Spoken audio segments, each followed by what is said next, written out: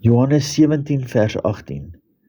Soos U my gestuur het in die wêreld, het ek ook hulle in die wêreld gestuur. Jesus stuur ons die wêreld in deur sy triomf oor sonde, die dood en die bose as 'n gegewe vir ons wat bewustelik ontwaak het tot ons posisie in Christus. Wanneer weet jy loop in hierdie selfde bewustheid van oorwinning soos Jesus?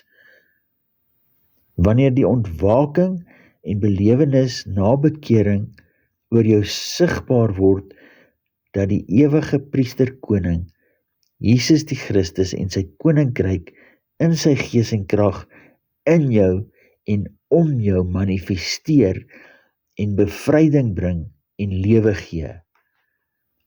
Wanneer duiwels aan die gees van God in jou onderwerp, dan weet jy die koninkryk van God het gekom.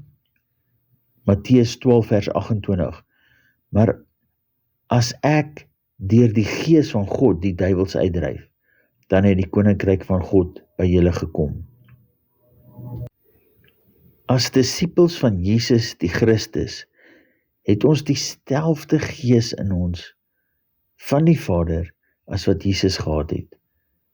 Alles is met mekaar verbind as een in Christus tot Vader se eer.